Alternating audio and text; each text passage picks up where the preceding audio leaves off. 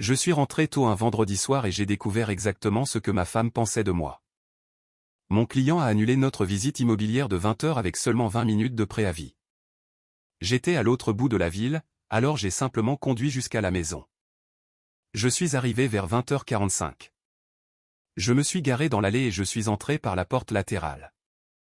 Notre échoppe bordelaise rénovée dans le quartier des Chartrons possède une entrée latérale qui mène directement à mon bureau. Chloé organisait sa soirée vin mensuelle pour ses copines. Toujours le même groupe. Je pouvais les entendre rire en entrant. Je me dirigeais vers mon bureau quand j'ai entendu mon prénom. Je me suis arrêté dans le couloir. La conversation du salon portait clairement. La voix de Camille. D'accord, je commence le jeu. Chacune note son mari sur 10.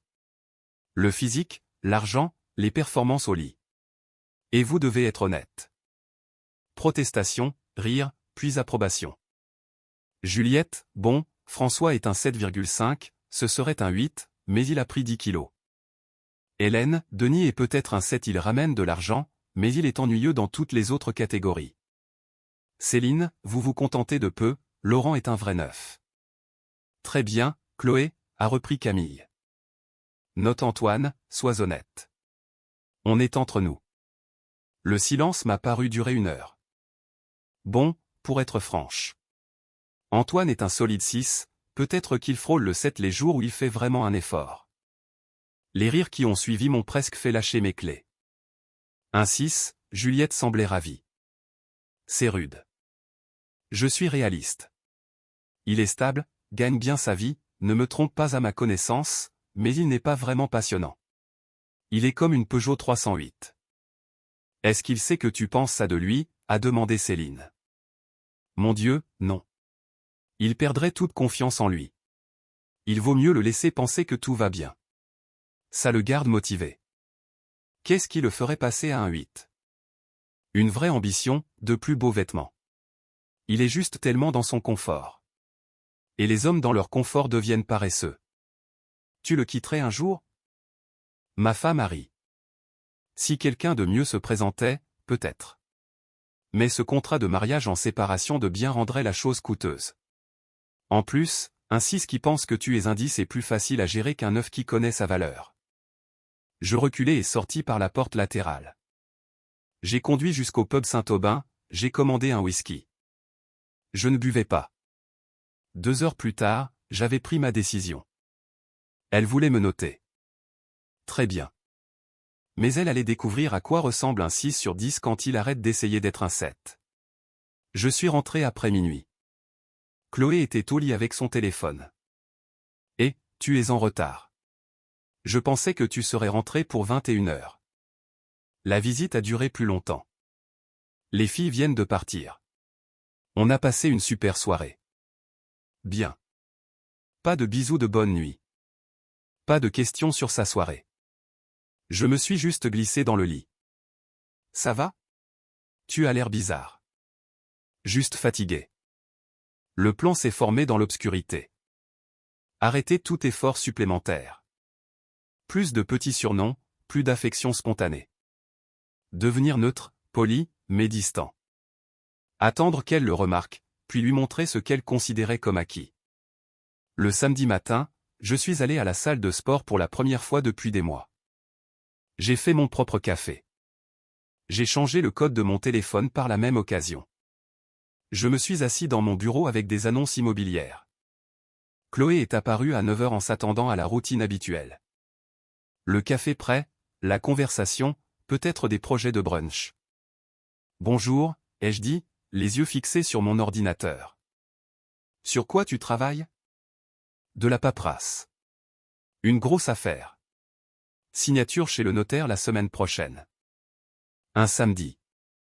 Les commissions ne prennent pas de RTT. Elle a fait son propre café. Je n'ai pas levé les yeux. Les jours suivants ont suivi le même schéma. Dîner à la maison pour moi seul. Les infos sur ma tablette. Travail au bureau. Conversation minimale. Quand elle a suggéré un brunch le dimanche, j'avais de la paperasse. Quand elle essayait de discuter, j'étais bref. Le mardi, elle l'a remarqué. Tu es en colère contre moi. Non. Pourquoi? Tu as l'air distant. J'ai été très occupé. Le mercredi, elle a tenté un rapprochement intime. J'étais poli mais désintéressé. Je suis fatigué. Réunion tôt demain. Tu es souvent fatigué en ce moment. Le travail est exigeant. Le jeudi, elle a fait plus d'efforts. Elle s'est bien habillée. Elle a cuisiné mon dîner préféré avec des bougies. J'ai fait du faux filet. Avec cette marinade que tu aimes. Merci. J'ai mangé. J'ai répondu brièvement. Elle a abordé le sujet de notre anniversaire. Peut-être ce week-end dans le Luberon dont on a parlé. Si tu veux réserver quelque chose, vas-y. Tu ne veux pas qu'on l'organise ensemble? Tu es plus doué pour planifier ce genre de choses. Le vendredi, elle m'a envoyé un texto pendant le travail. Tu me manques. Soirée en amoureux ce soir. J'ai attendu 1 heure. Mes visites s'enchaînent jusqu'à 21 heures. Prévois quelque chose avec tes copines. Je veux faire quelque chose avec toi. Je serai trop fatigué. Ne m'attends pas pour dormir. Le samedi matin, elle m'a confronté. Antoine, sérieusement, qu'est-ce qui se passe? Comment ça? Tu es différent. Distant. Tu es contrarié. Non. Alors pourquoi j'ai l'impression que tu es si loin? Je suis juste là. Tu sais ce que je veux dire. J'ai fait quelque chose? Tu n'as rien fait. Alors qu'est-ce qui a changé? Rien n'a changé. Je me concentre sur le travail. Je me suis levé pour partir. Elle m'a suivi. Antoine, s'il te plaît. Tu m'exclus. Je me suis arrêté. Est-ce que je t'ai maltraité? Non. Est-ce que je t'ai manqué de respect? Non. Est-ce que j'ai fait quoi que ce soit pour te blesser? Pas exactement. Alors quel est le problème? J'ai travaillé, je suis rentré à la maison, j'ai été poli. Que veux-tu de plus? Je veux retrouver mon mari. Je suis juste là. Non, tu ne le es pas. Pas vraiment. Je ne sais pas quoi te dire. Le dimanche après-midi, j'ai de nouveau entendu des voix dans le salon. Soirée vin d'urgence. Les mêmes 4 copines. Je pouvais tout entendre depuis mon bureau. C'est quoi l'urgence, Camille? C'est Antoine. Quelque chose ne va pas chez lui. Il est complètement différent. Froid, distant. Tu as fait quelque chose? Non, c'est ça qui est bizarre. Il a juste changé. Il te trompe peut-être, Chloé. C'est impossible. A-t-il travaillé tard plusieurs fois? Tu as fouillé son téléphone? Je ne peux pas. Il a changé son code. Silence. Puis Juliette. Il a changé son code d'accès. C'est suspect. J'ai demandé. Il a dit que le travail exigeait de nouveaux protocoles de sécurité. La distance émotionnelle est réelle, a dit Céline. Tu as essayé d'être plus disponible? J'ai tout essayé. Je me suis faite belle, j'ai préparé le dîner, proposé des voyages, essayé de faire l'amour. Il n'est pas intéressé. Les hommes ne perdent pas tout intérêt sans raison, a affirmé Camille. Soit il trompe, soit il est dépressif, soit il s'est passé quelque chose. Tu as peut-être besoin de le tester. Rends-le jaloux. Publie des photos. Je les écoutais comploter. Elle pensait que j'étais un 6 qui avait besoin d'elle. Elle ne savait pas que j'étais un 6 qui avait cessé de s'en soucier. Après leur départ, Chloé est venue à ma porte. On peut parler de nous? Il ne se passe rien. Antoine, s'il te plaît. Tu es différent. J'ai été occupé. Dès le lundi, début de la 2e semaine, la manipulation de Chloé a commencé. Des photos Instagram d'un déjeuner avec un client. Des angles flatteurs, un emoji cœur. Je l'ai vu, j'ai mis un j'aime, je n'ai pas commenté. Ce soir-là. Tu as vu ma publication? C'était avec Julien Leroy de l'école de commerce. On a passé un très bon déjeuner. C'est bien. J'espère que tu décrocheras le projet. Retour à mon livre. Le mardi, l'entrepreneur de la rue Sainte-Catherine m'a dit que j'étais jolie. Il me draguait carrément. Ça a l'air gênant. Garde les choses professionnelles. Ça ne te dérange pas le harcèlement au travail? Si, c'est inapproprié. S'il te met mal à l'aise, signale-le. Elle voulait de la jalousie. Je lui ai donné des conseils RH. Le mercredi soir, elle en a eu assez des approches subtiles. Je préparais le dîner dans la cuisine, salade et poulet grillé, quand elle est entrée avec ce regard déterminé. Nous devons parler tout de suite. Pas de distraction, pas d'excuses. J'ai continué à couper les légumes. Je t'écoute.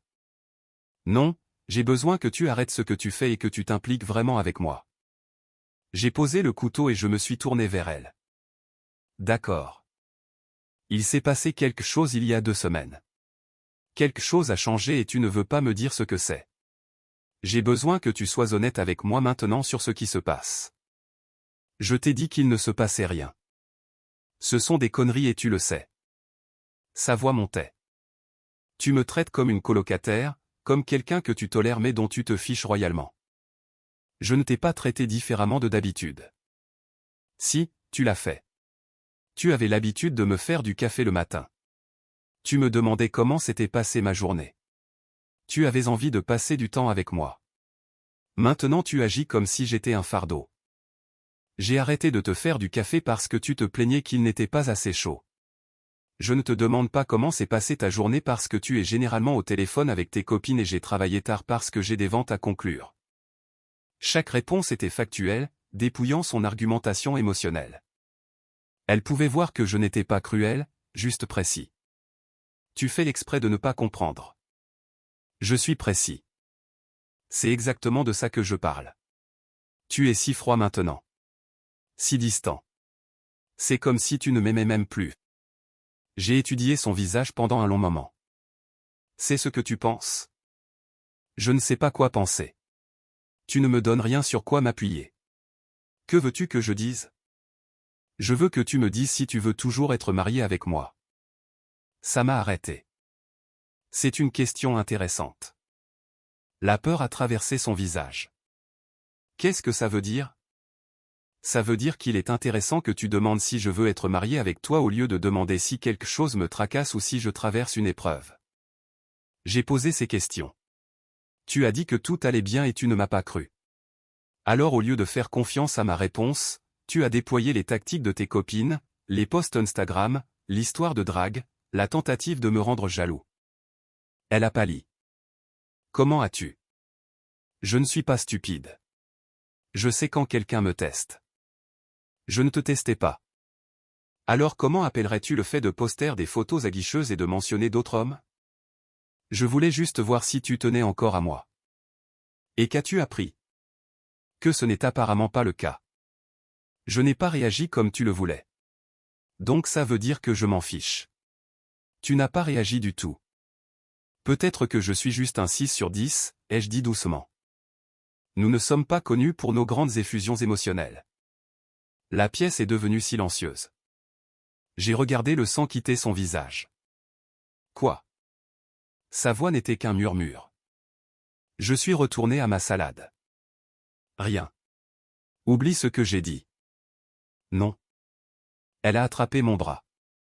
Non. Qu'est-ce que tu viens de dire? J'ai doucement retiré sa main. J'ai dit d'oublier, Antoine. Sa voix tremblait maintenant. Qu'est-ce que tu voulais dire par là? J'ai posé le couteau à nouveau et je lui ai fait face avec un calme absolu. Quelle partie a besoin d'être clarifiée? La partie sur le 6 sur 10? Le peut-être 7 les bons jours? Elle a reculé en titubant comme si je l'avais frappée. Oh mon Dieu! Ou peut-être préfères-tu l'analogie de la Peugeot 308, ai-je continué. Fiable, ennuyeux, t'amène là où tu dois aller. Tu as entendu ça? J'ai tout entendu. Chaque mot. Le jeu des notations. Tes pensées sur mon ambition. Mes vêtements. Comment le confort équivaut à la paresse. Comment je suis facile à gérer parce que je pense que tu es un 10. Absolument tout. Antoine. Les larmes commençaient à couler. J'ai levé la main. Ne dis rien. Quoi que tu sois sur le point de dire, ne le fais pas. Ce n'était pas. Je ne le pensais pas comme ça. Comment le pensais-tu alors? Parce que de là où je me tenais, dans ma propre maison, en écoutant ma femme dire à ses amis qu'elle me donne un 6 et ne reste que parce que le contrat de mariage rendrait une séparation coûteuse. Ça semblait plutôt clair. J'étais juste. On plaisantait. Ce n'était pas sérieux. Quelle partie n'était pas sérieuse? La partie où tu m'as traité d'ennuyeux? La partie où tu as dit que si quelqu'un de mieux se présentait, tu l'envisagerais? Ou la partie où tu as dit que je suis fragile et que tu dois me gérer en prétendant que tout va bien? Elle pleurait ouvertement maintenant. S'il te plaît, laisse-moi t'expliquer. Il n'y a rien à expliquer. Tu as été honnête avec tes copines sur la façon dont tu me vois. Tu n'as pas été honnête avec moi. Maintenant tu sais que je sais. C'est tout ce qu'il y a à dire. Alors qu'est-ce qui se passe maintenant? Maintenant nous savons tous les deux où nous en sommes. Qu'est-ce que ça veut dire? Ça veut dire que j'ai passé 2 semaines à te montrer exactement à quoi ressemble un 6 sur 10 quand il arrête d'essayer d'être un 7. Aucun effort supplémentaire. Aucune représentation. Juste le strict minimum. C'est ce pourquoi tu as signé. Ce n'est pas juste. Qu'est-ce qui n'est pas juste? Tu m'as noté. Je me conforme à cette note. Ça me semble plutôt juste. Je ne voulais pas dire. Tu pensais chaque mot. Tu ne t'attendais juste pas à ce que je les entende. J'ai pris mon assiette et je me suis dirigé vers mon bureau. Elle m'a suivi jusqu'à la porte, en sanglotant. Antoine, s'il te plaît. Nous devons en parler. Nous venons de le faire. Non, vraiment en parler. Laisse-moi expliquer ce que je voulais dire. Tu as eu 2 semaines pour t'expliquer. Tu as choisi de ne pas le faire parce que tu ne savais pas que j'avais entendu. Si j'avais su. Si tu avais su que j'écoutais, tu ne l'aurais pas dit. Ce n'est pas la même chose que de ne pas le penser. C'était des discussions de filles. On dit toutes des choses qu'on ne pense pas quand on fait les idiotes entre copines. Je me suis assis à mon bureau. Est-ce que tu penses que je suis un 6? Elle a hésité. Non. Question simple. Oui ou non? Penses-tu que je suis un 6 sur 10? Je pense que toute cette conversation était stupide et que je n'aurais jamais dû y participer. Ce n'est pas une réponse. Non, non, je ne pense pas que tu sois un 6. Alors que suis-je? Elle était prise au piège. Tu es. Tu es mon mari. Je t'aime. L'amour n'était pas la question. Quel est mon numéro? Je ne veux pas jouer à ce jeu. Tu y as déjà joué. Je demande juste les résultats. Elle n'avait pas de réponse. Je me suis tourné vers mon ordinateur. Je vais manger dans mon bureau. J'ai de la paperasse à terminer. Ne fuis pas cette conversation. Je me suis arrêté, je me suis retourné vers elle. Tu fuis ce mariage depuis 4 ans. Je ne fais que rattraper mon retard. Les jours suivants ont été plus difficiles. Chloé s'est fait porter pâle au travail le jeudi, a passé la journée à m'envoyer des textos. Je suis tellement désolé. Je sais que je t'ai blessé et je me déteste pour ça. J'ai répondu des heures plus tard. D'accord. Pouvons-nous s'il te plaît parler quand tu rentreras? Je veux arranger ça. Je serai à la maison vers 20h. Je t'aime. S'il te plaît, sache que peu importe ce que j'ai dit, je t'aime. C'est noté. Quand je suis rentré ce soir-là, elle avait préparé un dîner élaboré. La table était dressée avec des bougies, la totale. J'ai préparé ton faux filet préféré, des pommes de terre sautées, cette salade que tu aimes. J'ai déjà mangé. Dîner client. Son visage s'est décomposé. Tu ne m'as pas dit que tu avais un dîner client. Je ne savais pas que je devais faire un rapport. Ce n'est pas. Je pensais juste qu'on pourrait dîner ensemble. Discuter. Tu devrais manger. Ne laisse pas ça se perdre. Antoine, s'il te plaît, assieds-toi avec moi même si tu ne manges pas. J'ai soupiré et je me suis assis. Elle s'est servie mais n'a pas mangé. Elle m'a juste fixé. J'ai repensé à ce que tu as dit hier soir, sur la façon dont je t'ai noté. D'accord, c'était mal. Tout ça était mal. J'étais superficiel et cruel et je suis tellement désolé. Pourquoi étais-tu superficiel et cruel? Je ne sais pas. Je me suis laissé prendre au jeu, j'essayais de m'intégrer avec les filles. Tu as 33 ans. Essayer de s'intégrer n'est pas une vraie excuse. Tu as raison. Je sais que tu as raison. Je ne sais pas à quoi je pensais. Tu pensais que j'étais un 6. Tu l'as dit. Je ne pensais pas clairement. J'avais bu et tout le monde était en compétition à propos de son mari et je me suis laissé emporter. Combien avais-tu bu? Je ne sais pas. Peut-être 2 verres. Donc, tu étais assez sobre pour avoir des opinions détaillées sur mon ambition, mes vêtements, mon niveau de confort, et pour savoir si j'allais pleurer si tu me disais ce que tu ressentais vraiment. Ça fait beaucoup de pensées cohérentes pour quelqu'un qui ne pensait pas clairement. Elle a recommencé à pleurer. Pourquoi es-tu si froid à propos de tout ça? Je ne suis pas froid. Je suis un 6. C'est ce que font les 6. Nous sommes fiables, ennuyeux, et nous ne sommes pas émotifs. Arrête de dire ça. Pourquoi? C'est comme ça que tu m'as appelé. Je ne t'ai pas appelé comme ça. J'ai dit 6, mais je ne voulais pas dire. Tu as aussi dit que j'étais une Peugeot 308. Facile à gérer. Confortable, ce qui tue l'attirance. Devrais-je aussi arrêter de dire ces choses? Oui. Arrête de me renvoyer mes propres mots au visage. Ce sont tes mots. Assume-les. Elle s'est levée, désespérée maintenant. Que veux-tu de moi? Dis-moi ce qu'il faut faire pour arranger ça. Je ne veux rien de toi. Ce n'est pas vrai. C'est vrai. Pour la première fois en 4 ans, je n'ai sincèrement besoin de rien de ta part. Qu'est-ce que ça veut dire? Ça veut dire que je suis exactement ce que tu as dit que je suis, un 6. Et les 6 n'en attendent pas beaucoup. J'ai quitté la table, je l'ai entendu pleurer dans la cuisine derrière moi. Le vendredi, elle a débarqué à mon bureau en ville. La réceptionniste m'a appelé. Antoine, votre femme est ici. J'étais en communication avec un client. Faites-la patienter. Chloé est entrée dans mon petit bureau alors que j'étais encore au téléphone. Je lui ai fait signe d'attendre. Elle s'est assise, manifestement frustrée de devoir patienter. L'appel a duré encore 10 minutes. De vraies affaires, pas un jeu de pouvoir, mais elle a été forcée de rester là. Quand j'ai raccroché, je l'ai regardée. Qu'est-ce qui se passe? Tout va bien? Non, tout ne va pas bien. Nous n'allons pas bien. J'ai regardé ma montre. C'est une urgence? Notre mariage s'effondre. J'ai une visite dans 20 minutes. Est-ce que ça peut attendre ce soir? Non, ça ne peut pas attendre. Tu m'évites depuis des jours. Je ne t'évite pas. J'ai travaillé. Tu utilises le travail comme excuse pour ne pas affronter ça. Je me suis levé et j'ai commencé à rassembler mes documents. Chloé, j'ai vraiment un rendez-vous client. Si tu veux parler ce soir, nous pourrons parler ce soir. Je veux parler maintenant. Alors tu devras m'accompagner à la visite. Sinon, ça attendra. Elle m'a dévisagé. Tu choisis sérieusement un client plutôt que de sauver notre mariage.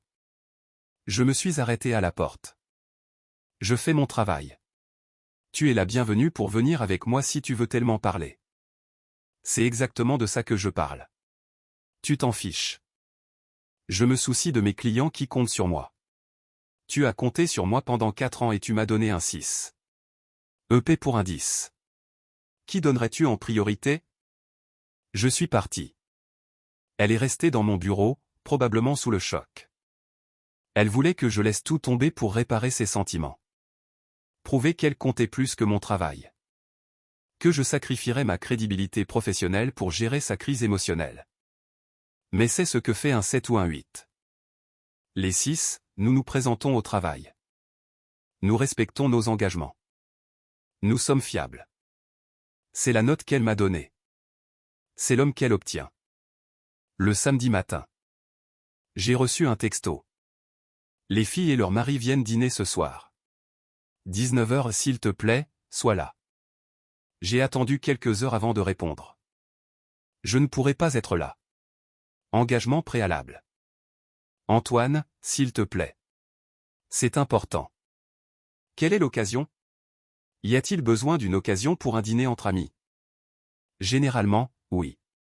S'il te plaît, rentre juste à la maison pour 19 heures pour moi. J'essaierai. Je savais exactement ce que c'était. Une intervention. Sûrement l'idée de Camille, rassembler tous les amis et leurs maris, convaincre Antoine qu'il réagit de manière excessive, faire pression sur lui pour pardonner et oublier. Mais j'y ai aussi vu une opportunité. J'ai appelé mon avocat, Maître Rousseau. Il s'occupait de mes contrats immobiliers depuis des années et avait rédigé le contrat de mariage quand Chloé et moi nous étions mariés. Maître Rousseau, je dois vous poser une question sur le contrat de mariage que vous avez rédigé. Bien sûr, à quel sujet? Si nous divorcions, qu'est-ce que Chloé obtiendrait? Il y a eu une pause. Laissez-moi sortir le dossier. J'ai entendu le bruit du papier. D'accord, nous y sommes. En cas de divorce, elle reçoit 50 000 € plus tous les biens qui étaient à son nom avant le mariage. Tous les biens acquis pendant le mariage restent à vous, à condition que vous puissiez prouver que vous les avez payés. Et la maison, uniquement à votre nom. Vous l'avez achetée 2 ans avant de la rencontrer. Elle n'a aucun droit dessus. Et pour les revenus de son entreprise. Elle garde ce qu'elle a gagné, mais elle a renoncé à tout droit sur vos revenus, vos investissements ou vos biens immobiliers. C'est l'un des contrats de séparation de biens les plus solides que j'ai rédigés pour être honnête. Pourrait-elle le contester? Elle pourrait essayer, mais il a été négocié par son propre avocat. Elle aurait du mal à prouver la contrainte ou des conditions injustes. Pourquoi me demandez-vous cela? Je prends juste mes précautions. Merci, maître. Antoine, tout va bien? Ça va. J'anticipe juste. Maître Rousseau m'a envoyé les détails par SMS 1 heure plus tard pour que je les ai par écrit. Le contrat de mariage était ma police d'assurance. Il y a 4 ans, j'avais vu assez de divorces désastreux dans ma famille pour être prudent. Chloé s'y était opposée au début, disant que ça signifiait que je ne lui faisais pas confiance. Je lui avais dit que ça signifiait que je protégeais ce que j'avais construit. Elle l'avait finalement signé avec l'approbation de son propre avocat. Elle ne l'avait probablement pas lu attentivement. Elle n'avait pas pensé qu'elle en aurait besoin un jour. Il était maintenant temps de voir si elle se souvenait de ce à quoi elle avait renoncé. Je suis arrivé à notre maison exactement à 19 heures. 3 couples étaient déjà là. Camille et son mari Paul, Juliette et son mari François, Hélène et son mari Denis. Céline et son mari Laurent sont arrivés juste derrière moi. L'ambiance était gênante. Tout le monde savait que quelque chose n'allait pas, mais pas exactement quoi. Chloé jouait la parfaite hôtesse, mais je pouvais voir l'anxiété dans chacun de ses mouvements. J'ai salué tout le monde poliment et j'ai pris ma place à table. Le dîner a commencé par des banalités. Le travail, la météo, les récentes vacances de quelqu'un. J'ai participé au minimum, mais je n'étais pas impoli, je répondais quand on m'adressait la parole. L'ensemble ressemblait à une mise en scène théâtrale. Vers 19h45, après le plat principal, Camille a décidé de lancer l'intervention. Alors, Antoine, dit-elle en posant son verre de vin. Chloé a mentionné que vous traversiez tous les deux une passe difficile. Ah bon? Elle est vraiment bouleversée, et nous pensons tous que tu es un peu dur avec elle. J'ai posé ma fourchette. Dur avec elle. Comment? Juliette est intervenue. Eh bien, elle a fait un petit commentaire que tu as surpris et maintenant tu la punis pour ça. Un petit commentaire. Hélène a hoché la tête. Cette histoire de notation. C'était juste des trucs de filles. On dit toutes des choses comme ça. J'ai regardé toutes les 4 femmes autour de la table. Vous participez toutes à la notation de vos maris. Les 3 maris sont soudainement devenus très attentifs. Céline a agité la main d'un air dédaigneux. C'était un amusement inoffensif. Tu es trop sensible. Trop sensible. Intéressant point de vue. Paul s'est penché en avant. Attendez. Qu'ont-elles dit exactement? J'ai gardé ma voix calme et posée. Je suis un 6 sur 10, peut-être un 7 dans les bons jours. Je suis comme une Peugeot 308. Fiable mais ennuyeux. Ma femme ne reste que parce que le contrat de mariage rend un départ financièrement gênant. Et je suis facile à gérer parce que je suis fragile et que je pense qu'elle est un 10. Un silence de mort s'est abattu sur la table. François a dévisagé Juliette. Tu as participé à ça. C'était juste un jeu, a protesté Juliette. On faisait les idiotes. Un jeu où vous notez toutes vos maris sur leur physique, leur revenu et leur performance au lit, ai-je précisé. Ce genre de jeu. Denis s'est tourné vers Hélène. C'était quoi ma note? Le visage d'Hélène est devenu rouge. Denis, ce n'est pas. Cette ai-je dit. Bon pourvoyeur financier. Ennuyeux dans toutes les autres catégories. La mâchoire de Denis s'est contractée. Tu as dit ça de moi. Laurent a regardé Céline. Et moi? Céline a essayé de rester sur la défensive. J'ai dit que tu étais un 9. 9,5, en fait, ai-je corrigé. Elle était modeste. L'expression de Laurent s'est durcie. Donc, vous me notez comme si j'étais du bétail. Camille a essayé de reprendre le contrôle. Tout le monde doit se calmer. Ça prend des proportions démesurées. Je me suis tourné vers elle. C'est parce que de là où je suis assis, vous quatre avez convaincu ma femme qu'humilier publiquement son mari est un divertissement inoffensif. Vous lui avez dit de tester si je tenais encore à elle en publiant des photos provocantes et en mentionnant d'autres hommes. Et quand ça n'a pas marché, vous avez orchestré ce dîner pour me convaincre que je réagis de manière excessive. Paul a fixé sa femme. Tu lui as dit de faire quoi? Ce n'est pas ce qui s'est passé, a rétorqué Camille. Alors que s'est-il passé, ai-je demandé. Chloé a parlé doucement depuis son bout de table. Antoine, s'il te plaît. Je l'ai ignoré, m'adressant toujours à Camille parce que j'ai aussi entendu la conversation qui a suivi. La soirée vint d'urgence du dimanche après-midi où vous m'avez tous diagnostiqué soit une dépression, soit une liaison amoureuse. Et suggéré des tactiques de manipulation pour me remettre dans le droit chemin. François a marmonné, Seigneur Dieu. Je me suis levé. Voici ce que j'ai appris en étant noté comme un 6. Quand les gens pensent que vous valez moins que ce que vous êtes, ils vous traitent comme moins que ce que vous êtes. Ils vous gèrent. Ils vous testent. Ils gardent leurs options ouvertes au cas où quelque chose de mieux se présenterait. Chloé pleurait maintenant. Ce n'est pas. Je l'ai finalement regardé. Tu as dit à tes copines que si la bonne opportunité se présentait, tu envisagerais de partir, mais que le contrat de mariage rendait ça coûteux. Tu te souviens d'avoir dit ça? Elle n'a pas pu répondre. J'ai sorti mon téléphone et j'ai affiché le message que Maître Rousseau m'avait envoyé plus tôt. Ceci vient de mon avocat. Je lui ai demandé de me rappeler les termes du contrat de mariage. En cas de divorce, ma femme reçoit 50 000 € et tous les biens à son nom avant le mariage. Tout le reste me revient. Chloé est devenue blanche. La maison est à moi, ai-je continué. Achetée avant notre rencontre. Les comptes d'investissement sont à moi. Les fonds de retraite sont à moi. Elle garde son entreprise et ce qu'elle a gagné, mais c'est tout. Laurent a laissé échapper un sifflement grave. C'est un contrat de mariage en béton. C'est vrai, ai-je approuvé. Parce que je suis un 6 qui est intelligent quand il s'agit de protéger son patrimoine. Chloé s'est levée, la voix brisée.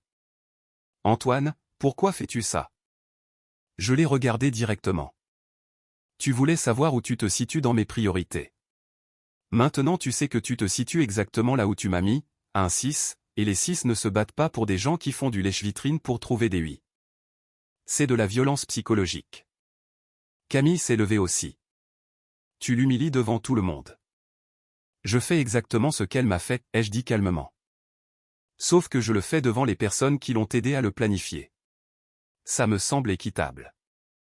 Paul s'est levé. Je crois qu'on devrait y aller. François et Denis se sont levés aussi. Leurs femmes ont commencé à protester mais les hommes en avaient fini. François a attrapé sa veste. On part maintenant. Les couples sont sortis à la file indienne, la tension irradiant de chaque groupe. Je pouvais entendre des disputes commencer dans l'allée. Chloé et moi sommes restés seuls dans la salle à manger. Le silence s'est prolongé. Tu vas divorcer, a-t-elle murmuré. C'est à toi de voir. Qu'est-ce que ça veut dire? Ça veut dire que tu dois décider si tu veux rester marié ainsi. Parce que c'est ce que je suis et j'ai fini d'essayer d'être quoi que ce soit d'autre pour toi. Je ne veux pas d'un divorce. Alors tu dois comprendre quelque chose. Ce mariage ne reviendra pas à ce qu'il était. Tu n'as plus le droit de me noter en privé et de m'aimer en public. Tu n'as plus le droit de me gérer comme si j'étais un enfant. Et tes copines n'ont plus le droit de faire partie de notre relation. Quoi? Tu me demandes de choisir entre elle et toi. Parce que je ne serai pas marié à quelqu'un qui laisse d'autres personnes la pousser à mépriser son partenaire. Ce n'est pas juste. Tu as raison. Ça ne l'est pas. Mais c'est la note avec laquelle je travaille. Ainsi n'a pas le droit d'exiger l'équité. J'ai marché vers mon bureau et j'ai fermé la porte. L'expression sur son visage quand j'ai lu les termes du contrat de mariage, c'est le moment où elle a compris. Elle pensait avoir un moyen de pression. Elle pensait que j'aurais peur de la perdre. Elle pensait qu'un 6 s'accrocherait à une femme qui le jugeait tout juste adéquate. Elle avait sous-estimé ce qui se passe quand un homme sous-évalué cesse de se soucier de sa note. Le dimanche matin, Chloé m'attendait dans le salon quand je suis sorti. Elle avait l'air de ne pas avoir dormi. Nous devons parler. J'ai posé mon sac de sport. D'accord, je te choisis. Je coupe les ponts avec elle. Toutes. Ok. C'est tout? Juste ok. C'est ta décision à prendre. Tu veux que je le fasse? Ce que je veux n'a pas d'importance ici. Tu dois décider ce à quoi tu accordes de la valeur. J'accorde de la valeur à notre mariage. Alors agis en conséquence. Comment? Dis-moi ce qu'il faut faire. Je te l'ai déjà dit. Coupe les ponts. Plus de soirées vains. Plus d'appels pour demander des conseils. Plus d'intrusion dans notre relation. Si tu peux faire ça, on verra ce qu'il reste. Et si je fais ça, tu me pardonneras. Je n'ai pas dit ça. Alors à quoi ça sert? Le but, c'est que tu apprennes si tu peux prendre des décisions sans leur approbation. Si tu accordes plus de valeur à ce mariage qu'à leur validation. Et qu'est-ce qui a de la valeur pour toi? Est-ce que tu m'accordes encore de la valeur? J'ai laissé la question en suspens pendant un long moment. Je ne sais pas encore. Cette réponse a brisé quelque chose en elle, mais c'était honnête. Je vais à la salle de sport, ai-je dit. Quand je rentrerai, je m'attends à te voir envoyer un texto ou appeler chacune d'entre elles pour mettre fin à ces amitiés. Si je ne vois pas ça, je connaîtrai ton choix. Je l'ai laissée assise là. Quand je suis revenu 2 heures plus tard, elle était sur le canapé avec son téléphone. J'ai pu voir à ses yeux rouges qu'elle avait pleuré en passant les appels. Elle a levé les yeux quand je suis entré. Je l'ai fait.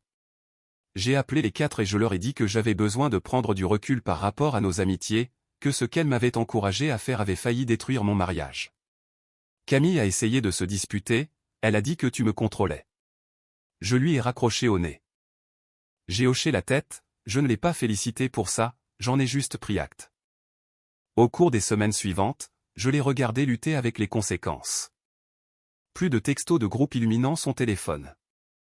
Plus de soirées vains à attendre avec impatience. Elle avait coupé les ponts avec son cercle social principal. J'ai également insisté pour suivre une thérapie de couple, pas comme une récompense pour avoir mis fin aux amitiés, mais comme une exigence si elle voulait essayer de réparer ça. Notre thérapeute, le docteur Sophie Lemaire, avait un cabinet dans le centre-ville. Nous avons commencé à y aller 2 fois par semaine. Un mois après l'incident du dîner, nous étions en séance. Chloé, vous avez fait le travail pour mettre fin à ces amitiés et vous vous engagez ici dans la thérapie, a déclaré le docteur Lemaire. De quoi avez-vous besoin de la part d'Antoine à ce stade? J'ai besoin de savoir s'il peut me pardonner. S'il y a un avenir pour nous. Le docteur Lemaire m'a regardé. Antoine, je peux voir qu'elle fait des efforts. Les amitiés sont terminées. Elle est là. Elle n'est pas sur la défensive quand j'aborde ce qui s'est passé, mais je ne suis pas sûr d'avoir confiance que cela ne se reproduira pas. Elle a été influencée une fois. Que se passera-t-il la prochaine fois que quelqu'un lui dira qu'elle se contente de peu? Il n'y aura pas de prochaine fois, a déclaré Chloé. Tu ne peux pas le savoir. Tu pensais que c'était de bonnes amies. Tu as fait confiance à leur jugement plutôt qu'à tes propres sentiments sur notre mariage. Le docteur Lemaire s'est penché en avant. C'est une préoccupation légitime, Chloé. Comment répondez-vous à cela? Chloé est restée silencieuse un instant. Je ne peux pas promettre que je ne ferai plus jamais d'erreur, mais je peux promettre que je ne privilégierai plus jamais l'opinion de quelqu'un d'autre par rapport à notre relation. Comment peux-tu promettre ça si tu ne comprends pas ce qui t'a poussé à le faire la première fois, ai-je demandé. Elle a pris une inspiration. Je crois que je manquais de confiance en moi quant à savoir si j'avais fait le bon choix en me mariant, si je ne m'étais pas contenté de la facilité. Et au lieu d'examiner cela avec toi, je les ai laissés me dire quoi penser. Pourquoi manquais-tu d'assurance? Parce que le mariage est permanent, et ça fait peur. Et c'est plus facile de le remettre en question que de lui faire confiance. Alors, quand les choses feront à nouveau peur, qu'est-ce qui t'empêchera de nous remettre en question? Elle m'a regardé directement. Je suppose que je dois choisir de me faire confiance et de te faire confiance, et de ne pas chercher de validation extérieure. J'ai senti quelque chose changer légèrement. C'est la bonne réponse. Dans le parking après la séance, Chloé m'a rattrapé. Tu le pensais vraiment, à propos du fait que c'était la bonne réponse? Oui. Est-ce que ça veut dire que tu penses qu'on peut réparer ça? Je pense que tu commences à comprendre pourquoi ça s'est brisé. Est-ce que c'est suffisant? C'est plus que ce que tu avais il y a un mois. Elle a tendu la main vers la mienne. Je ne me suis pas dérobé, mais je n'ai pas serré non plus. Je l'ai juste laissé la tenir. Je n'étais pas prêt à lui pardonner, mais je pouvais voir qu'elle faisait le travail. Les amitiés étaient bel et bien terminées. Elle s'est présentée à chaque séance. Elle a arrêté d'être sur la défensive. Était-ce suffisant? Je ne le savais pas encore, mais je savais ceci, elle apprenait ce que l'on ressent quand on est noté, quand on est constamment évalué, quand on se demande si on est à la hauteur, quand on travaille pour obtenir une approbation qu'on considérait comme acquise. Ainsi se connaît bien ce sentiment. Peut-être qu'elle avait besoin de le connaître aussi. 6 semaines après la révélation, nous dînions à la maison. Les choses étaient cordiales, mais toujours prudentes. Puis le téléphone de Chloé a sonné. Identité de l'appelant, Camille. Chloé a regardé le téléphone, puis moi, puis a rejeté l'appel. 2 minutes plus tard, un texto. S'il te plaît, réponds. J'ai besoin de m'excuser. Elle m'a montré l'écran. Ton avis? J'ai dit, que ferais-tu? Il ne s'agit pas de ce que je ferais. Elle a fixé le téléphone pendant un long moment, puis a bloqué le numéro. Elle a eu 6 semaines pour s'excuser, a dit Chloé. Elle ne le fait maintenant que parce qu'elle a entendu dire que nous suivons une thérapie et qu'elle pense que je suis sous emprise. J'ai haussé un sourcil. Comment sais-tu ça? Parce que je sais comment elle pense. Elle n'est pas désolée. Elle essaie de récupérer sa copine. Et tu ne veux pas revenir en arrière. Je ne veux pas être la personne que j'étais avec elle. Cette personne t'a blessé et nous a blessés. Pour la première fois depuis des semaines, j'ai souri. C'est aussi la bonne réponse. Cette nuit-là, nous avons dormi dans le même lit. Rien de physique, juste de la proximité, mais c'était un pas. 3 mois après la révélation, Chloé et moi étions au jardin public en ville un samedi matin. Nous étions assis sur un banc, regardant les familles jouer. Tu te souviens de notre premier rendez-vous, a-t-elle demandé vaguement. Nous avons marché dans ce parc. Tu m'as acheté un café à ce stand là-bas. Nous nous sommes assis sur un banc exactement comme celui-ci. Probablement pas ce banc exact. Elle a souri légèrement. Assez proche. Tu m'as parlé de tes projets pour développer ton entreprise immobilière, de la façon dont tu voulais être ton propre patron. J'ai pensé que tu étais ambitieux et déterminé. Quand est-ce que ça a changé? Elle est restée silencieuse un moment. Quand j'ai arrêté de faire attention, quand j'ai commencé à écouter les définitions de la réussite des autres au lieu de me rappeler pourquoi je t'avais choisi. Et maintenant j'essaie de me souvenir. De te voir comme je te voyais avant de laisser d'autres personnes me dire ce que je devais voir. Que vois-tu? Je vois un homme qui a construit quelque chose à partir de rien. Qui a tenu ses promesses. Qui était exactement ce qu'il disait être. Et je vois une femme qui a failli jeter tout ça parce qu'elle manquait trop de confiance pour se fier à son propre jugement. Je suis resté silencieux un moment. Je ne suis pas un 6. Je sais, Mais je ne vais pas non plus passer le reste de ma vie à essayer de te le prouver. Si tu ne peux pas le voir par toi-même, nous ne fonctionnerons pas. Je le vois. Je te promets que je le vois. Nous verrons. Combien de temps avant que tu crois que je le vois? Le temps qu'il faudra. Elle a hoché la tête, acceptant cette réponse. La thérapeute m'a demandé lors de la dernière séance si je pouvais imaginer te pardonner un jour. J'ai répondu que je pouvais l'imaginer. Elle m'a regardé, pleine d'espoir. Tu l'as fait? Un jour. Pas aujourd'hui, pas la semaine prochaine, mais un jour. C'est suffisant. Je peux travailler avec un jour au point. Nous sommes restés assis en silence pendant un moment. Puis je me suis levé et j'ai tendu la main. Elle l'a prise. Nous avons traversé le parc ensemble, sans nous tenir la main de manière romantique, mais connectés. Est-ce que je lui ai pardonné? Pas complètement. Pas encore.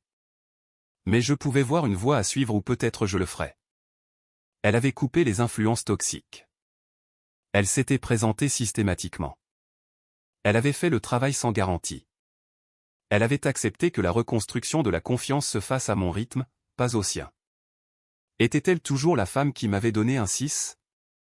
Oui. Mais elle était aussi la femme qui apprenait ce qu'il en coûte de réduire quelqu'un à un chiffre. Peut-être que nous allons réussir, peut-être pas. Mais au moins maintenant, nous affrontons tous les deux la réalité au lieu de jouer un rôle. 6 mois après la révélation, Chloé et moi organisions un petit dîner. De nouveaux amis, un couple que j'avais rencontré par le travail. Claire et Thomas Richard. La soirée se passait bien. À un moment donné, Claire a ri et a dit « Note les talents de cuisinier de ton mari sur une échelle de 1 à 10. Thomas vaut tout au plus un 3. Thomas a ri nerveusement. L'expression de Chloé a changé immédiatement. Je ne participe pas au jeu de notation. C'est un manque de respect. Claire a cligné des yeux. Oh, je ne pensais à mal. Je sais, a dit Chloé, mais j'ai appris qu'une fois que vous commencez à mettre des numéros sur les gens, vous arrêtez de les voir comme des personnes. J'ai croisé son regard à l'autre bout de la pièce, je lui ai fait un petit signe d'assentiment. Plus tard dans la soirée, après le départ des Richards, Chloé nettoyait la cuisine. Tu as bien géré ça ce soir, ai-je dit. Elle a arrêté de remplir le lave-vaisselle. Je le pensais sincèrement. Je ne referai plus ça. Ni à toi. Ni à personne. Je te crois. Elle s'est retournée, surprise. Vraiment? Je commence à le faire. Elle a souri. Le premier vrai sourire entre nous depuis des mois qui ne portait pas le poids du passé. On va s'en sortir, ai-je dit. Pas parfait, mais on va s'en sortir. S'en sortir, c'est suffisant pour le moment. C'est vrai. Certains tests n'ont pas de gagnant. Ils ont juste des personnes qui en tirent des leçons. Chloé a appris que la validation externe coûte plus cher qu'elle ne vaut.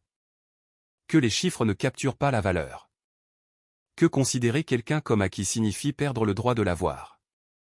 J'ai appris que je n'ai pas besoin de jouer un rôle pour des gens qui ne me voient pas déjà clairement. Que ma valeur n'est pas déterminée par la note de quelqu'un d'autre. Que parfois, la seule façon de se battre pour une relation est d'arrêter de se battre et de laisser l'autre personne décider si elle vaut la peine d'être sauvée. Étions-nous réparés? Non. Allions-nous mieux? Oui. Elle m'avait donné un 6. Je lui avais montré ce qui se passe quand un 6 arrête d'essayer d'être un 7. Et quelque part dans ce gâchis, nous avons tous les deux appris ce qui compte vraiment. Elle l'a compris. Maintenant, pour terminer, faisons abstraction du bruit et allons à l'essentiel. Parlons de ce qui s'est réellement passé lors de ce dîner, car il est facile de ne pas voir à quel point cela s'est parfaitement retourné contre elle. Chloé et ses amis ont orchestré une intervention. Elle croyait sincèrement pouvoir faire pression sur Antoine pour qu'il admette qu'il réagissait de manière excessive, qu'il verrait 4 couples convenir qu'il était trop dur, et qu'il céderait. Manipulation classique, utiliser la pression sociale pour faire douter quelqu'un de sa propre réalité. Au lieu de cela, il est arrivé avec des preuves, pas d'arguments émotionnels, pas de sur la défensive, juste des faits. Il a révélé le système de notation aux autres maris qui n'avaient aucune idée que leur femme jouait à ce jeu. Il a sorti les clauses du contrat de mariage qui, selon Chloé, la mettaient en sécurité, mais qui en réalité la laissaient avec presque rien. Et il a fait tout ça calmement, comme s'il discutait d'une transaction immobilière, sans démanteler son mariage devant un public. Les amis voulaient le faire passer pour déraisonnable. Il les a fait passer pour toxiques. Les maris voulaient soutenir leurs femmes.